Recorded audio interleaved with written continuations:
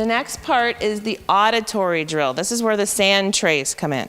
This is also cumulative, and this aids in their memorization of the sounds and the sounds that they make.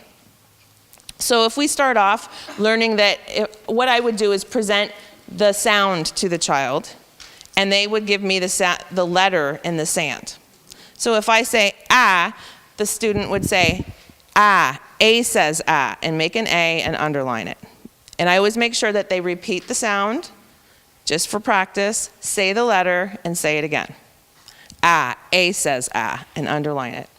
And the reason we have this, we have bigger trays this time.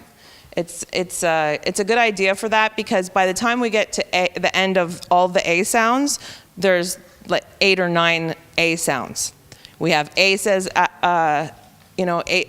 well, if we just said the letter A, for example, if I said A, they can go A says A magic E says A I says A Y says A, EIGH says A. They have a whole bunch that they can go through.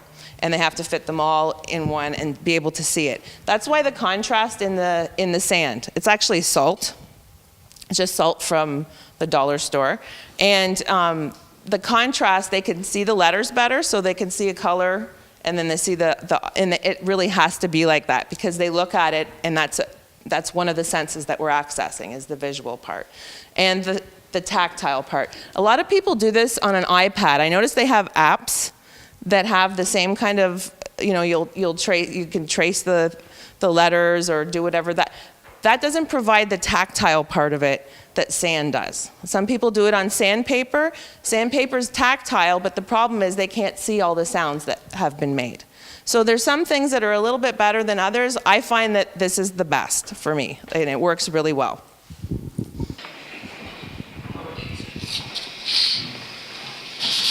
I always remind them to do everything in lowercase. They know how to do uppercase.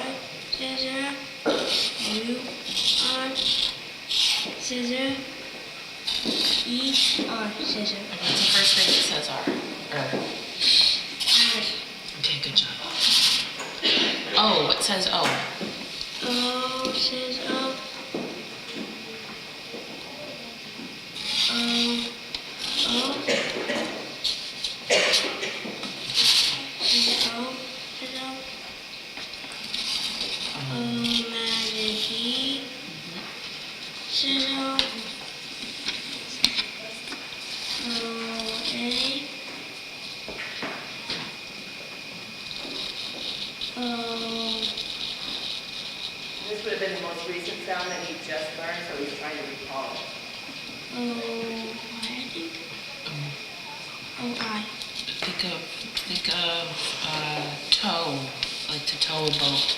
O-E. Oh, E, that's one of them. That's the other toe, though. And what's the other? What's the other toe? Or bow, or show, to go to the show. O-W. O-W, good stuff. And one.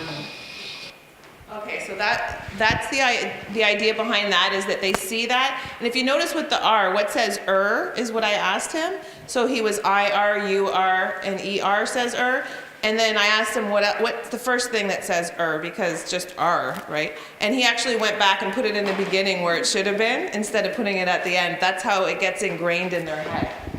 So that was done in salt, and that's their bank. So if they're spelling a word, what they're learning is if they're trying to, for example, spell the word show, what we teach them is that they're going to use their fingers to say each sound. So they have to be able to segment those words, and they can go show, sh, sh, sh. SH says sh, O. OW says O at the end of a word usually. And all these little rules we teach them explicitly. And they access that when they're spelling. Sometimes they're not going to get the right O. Maybe it'll be S-H-O-E, but it's close. And sometimes it's a lot closer than what they would have ever come up with before. And that's better than not being able to read anything that they're writing, right? It's not perfect. It's a good tool, though. Okay.